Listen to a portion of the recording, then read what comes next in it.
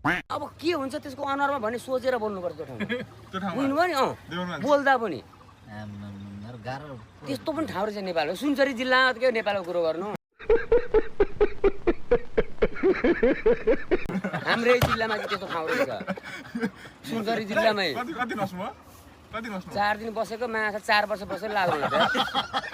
निस्किन पाइँदैन होइन निरञ्जन त्यो स्कुलबाट बाहिर निस्किन पाइँदैन राति पनि सबै वाल हेर्नु पर्यो बा बम फ्याल्दिन्छन् कि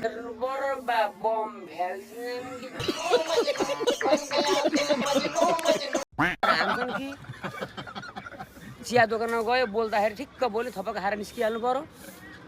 बेलुका त झन् हिँड्नै पाइँदैन सशस्त्र आर्मी पनि थिए नि भएर के गर्नु त्यस्तो गाउँबाट गाउँमा हिँड्यो नि गस्ती पनि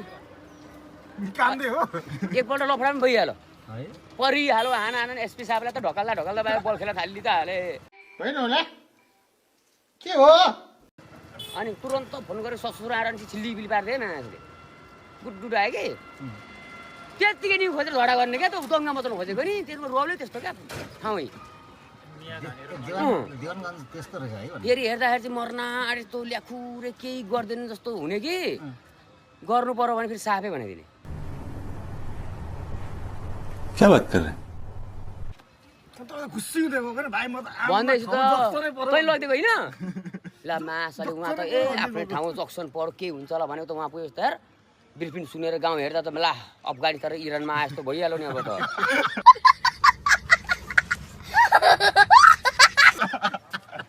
सेन्टी लाग्यो भनेको पुरा अल्लाहका मन्दिर मात्रै छन्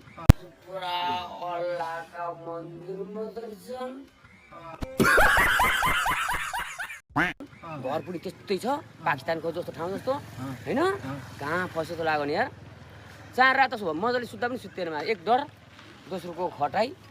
त्यसो कुरो अब त्यही त हो नि समाज त्यही हुल कस्तो हुने अब निर्वाचन भन मेन गेटमा राख्थे फेरि म जस्तो मान्छेले मेन गेटमा राखिदिएको भने सकेन अब चेक गर्छु चिलिम भेट्छु बुढाहरूको चिलिम पनि भेट्छु माछाले चक्कु सक्कु सबै छ कतै निकाल्नु त पुरा आँखा पुगेर छ माछा मोबाइल बाहिर राखेको के चेक गर्छस् भन्छ फेरि त्यही बुढो फेरि उल्टै होइन हजुर मेरो काम हो भने त्यही काम हामी के यो गर्न आएको भने उल्टै नि खोज्दैन क्या तिनीहरू त त्यस्तो ठाउँमा फर्केर आइए त साइकलले बिस्तारै हिँड्दै त माते गरेर चिया खान गएको ठ्यास्सा हान्दियो होइन मलाई नै हानो दुईजना गएको सरी भन्छ होला त भनेको त माथि उल्टै अब त्यहाँ त तुना आँखा बोल्नु हेर्छ ल यसो फर्केर सबै मुस्लिम मात्रै फेरि बाटोमा बसेको अनि सरी है मैले नि गल्ती गरेँ म हिँड्ने मिस्टेक भयो भनेर हिँडेँ बस्नु परेन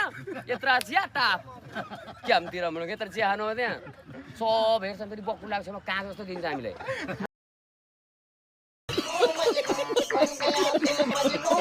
छ नि अलग्गै छुट्टिने पहिचाने अर्को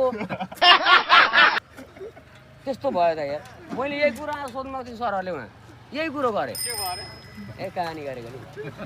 यही कुरो मैले गरेँ सरलाई भने जाँदा सर के अरे ससुराली गएर जस्तो लाग्यो सर उहाँ पुगेको त इरानमा पुगेको लाग्यो भने के गरेर भने यस्तो त माग्यो सर ठिक हो त्यहाँका पुलिसहरूले कसरी ड्युटी गर्छन् भनेर म लास्ट टेन्सन लाग्यो हिजो चौकीमा नि हामी सबैजना बस्यौँ राति भरे कम्प्लेन लेखेर नगरेको छन् क्या परिवारै डाक्टर गेट हाल्दा कोही नखोल्ने पुलिस पनि नखोल्ने गेट खोल्ने बेलामा ए केटा आउने गर्छन् तँ केटा तिमीहरू गेट खोल्न जाँदा को आएछ भने चेक गरेर कोही उठ्दैन केटाहरू पनि म गएँ अब मासु यस्तो हेरेँ कोही कहाँबाट गएको स्थिति कस्तो चाहिँ बाहिरको होइन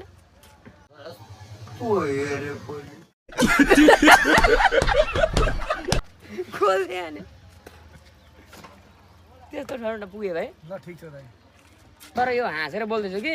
त्यहाँ पुगेपछि चाहिँ हावै उठिदिन्छ फेरि